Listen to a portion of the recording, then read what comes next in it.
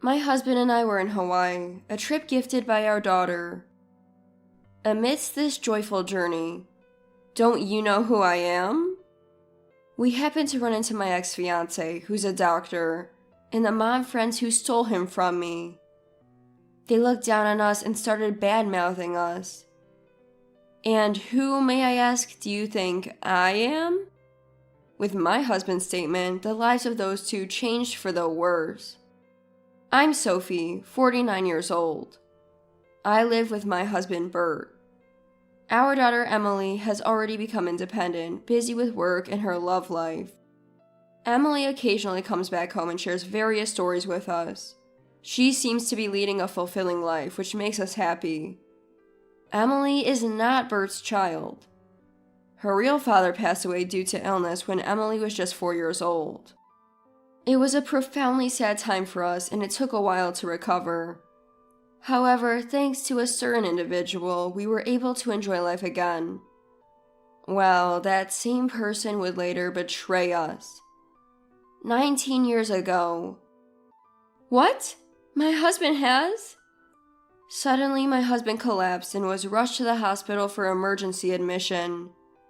A few months later, he passed away. Initially, I couldn't accept this reality and spent my days in gloom, barely able to take care of Emily.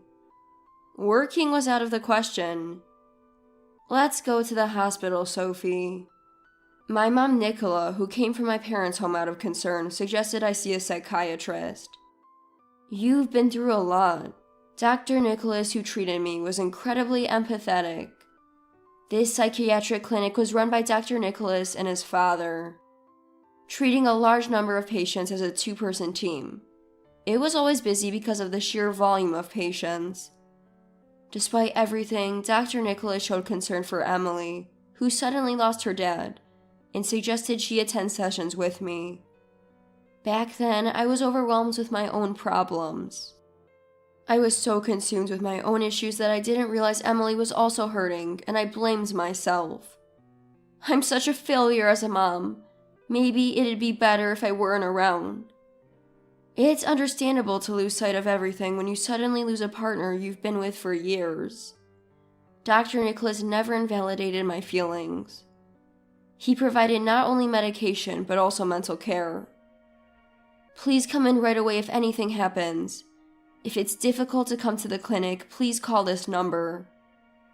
I received a business card with a phone number written on it. It's Dr. Nicholas's number. Although I thought it might be a bother to actually call, I also felt that I would want to rely on it in truly desperate times.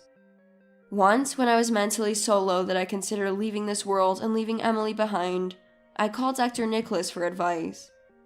He listened without interrupting my tearful words, offering various pieces of advice and words of encouragement, which greatly relieved me. As I was about to hang up, "Oh, if it's okay with you, I can give you my ID, so you can send me messages." Dr. Nicholas and I started exchanging messages, and thanks to that, I gradually regained my spirits.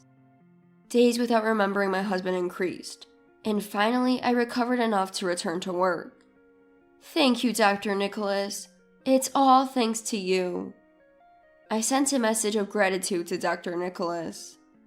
Then, if it's all right with you, Sophie, I'd like to be there for you in your personal life too.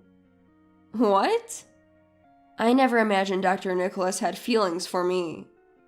I understand you're a widow and heartbroken, but to be honest, I fell in love with you at first sight. I really like you. I would never leave you. Would you consider being in a relationship with me?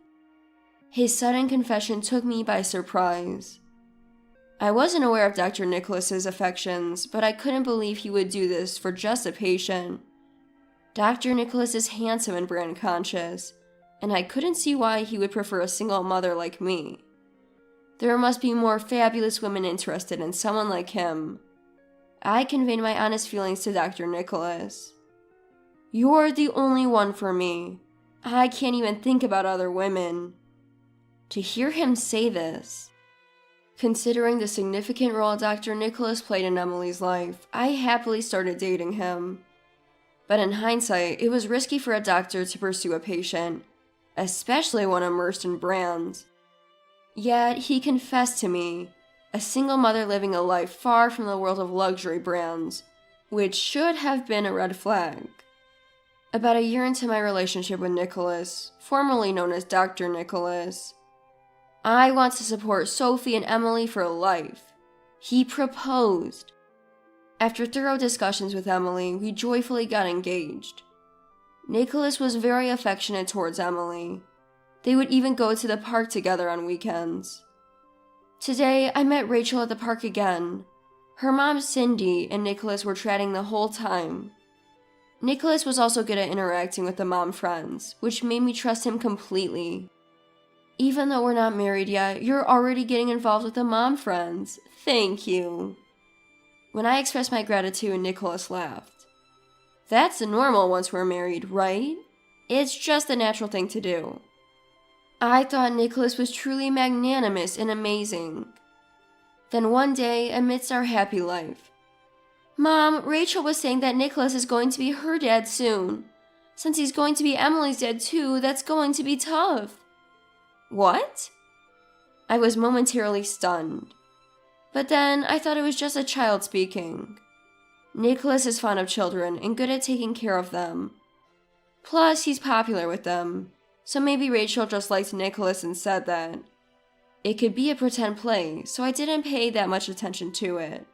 But that night, I'm sorry, but let's forget about the marriage. Nicholas broke up with me. I was confused and immediately asked him why. Actually, I've fallen for someone else, so... Emily's words flashed through my mind. Don't tell me it's Cindy, Rachel's mom. As I said this, Nicholas froze, his face turning pale. What? Seeing Nicholas's flustered reaction, it seemed he had planned to break up with me without mentioning Cindy. After all, Cindy is married. Yet he still made a move on her. You're going after a married woman, and not just any woman, but the mom of Emily's friend? You're betraying me and Emily for Cindy? That's despicable. I pleaded with Nicholas, fighting back tears. Shut up. What? I said shut up. I was shocked by Nicholas's sudden change. Fortunately, Emily was staying at my parents' house at the time. Cindy is more beautiful than you, and we're more physically compatible. Besides, you've been rejecting me lately because of Emily. To think he chose Cindy for such reasons? Who initiated it? If it was Nicholas, that's truly absurd. Even so, it's questionable if Cindy was the one who initiated it, despite Nicholas having a fiancé and Cindy having a husband. While I was still in shock and contemplating everything, Nicholas, unprovoked, made a terrible remark to me. Basically, I was drawn to the idea of a grieving widow. I liked your appearance. Well, your clothes and hair were a bit poor looking, but a widow's appearance really hit my fetish. I wanted to mess you up. It was terrible. He never loved me for who I was. I continued treating you because I didn't want another doctor to take you away. It was a miscalculation that you recovered so well. Maybe that's thanks to my skills as a doctor. I should have made you keep coming to the hospital. What is he even saying? I couldn't comprehend. And as Nicholas continued his verbal abuse, it didn't take long for me to be utterly disillusioned with him. Enough, let's break up. And of course, you'll pay compensation for breaking off the engagement. When I demanded compensation, Nicholas momentarily showed surprise, but seemed desperate to be with Cindy.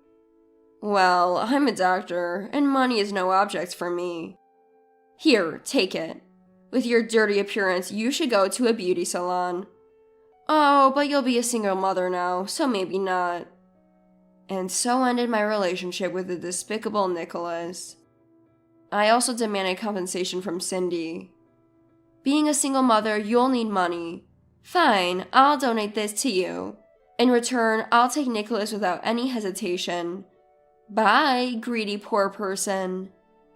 I was never particularly close with Cindy to begin with, but I never imagined her character could be this bad. At this point, it seems these two are a perfect match for each other.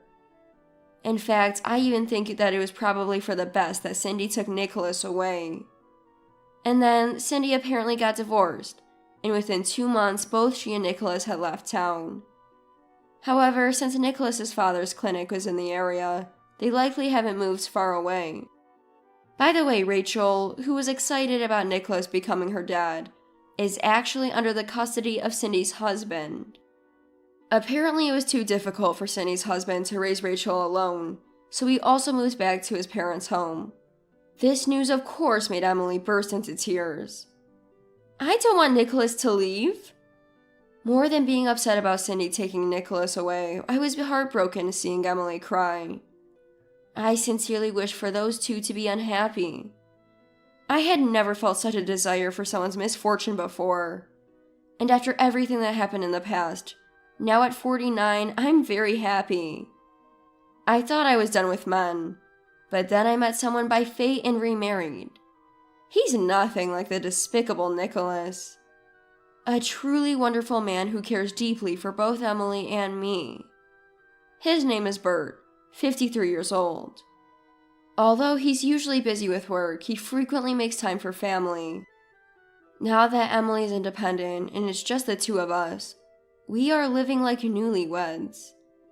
Then, one day, here, take this and go enjoy Hawaii. I received tickets to Hawaii from Emily, who got a bonus.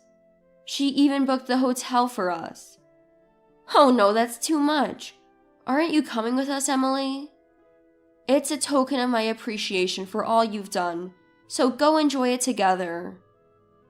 We took Emily's kind offer and decided to go on a trip to Hawaii. Our first overseas trip as a couple was incredibly fun. After a long day of sightseeing, we headed back to our hotel. Huh? Is that Sophie? Recognizing someone in such a place. As I turned towards the voice. What? Nicholas? And Cindy? To my surprise, Nicholas and Cindy, who betrayed me, were at the same hotel we were staying in. Who's that? Nicholas pointed to Bert and asked. My husband. As I responded, both of them started laughing. You remarried, but your new man looks, I don't know, kind of poor. They suddenly insulted Bert. True, Bert isn't fussy about his looks and rarely wears brand name clothes. Excuse me, but what brand is that outfit? Nicholas spoke in a clearly condescending tone. This shirt is from... The moment Bert mentioned the name of a clothing chain store, the two of them burst into laughter. What? You shop there? You're poorer than I thought. Unbelievable. Isn't that the store where only really broke people shop? The two of them mocked Bert, a person they just met. I was so shocked that I was speechless. You seem to be struggling with money, yet you're on a trip to Hawaii? Are you sure that's okay? Bert responded to Nicholas's question. Well, actually, it's a gift from our daughter, which we're very grateful for. Bert's smile and composure showed a mature response. Daughter? You mean Emily? She's already an adult? But it's pathetic, begging your own child for a trip to Hawaii. If you're going to beg, ask for clothes, not a trip. Exactly. Sophie's still living a poor life even after getting married. Isn't that crazy? Their rudeness was too much. I was so infuriated that I was about to retort.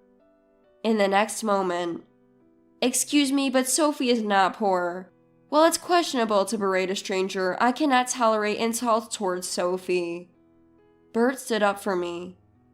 Huh, what are you trying to prove, poor man?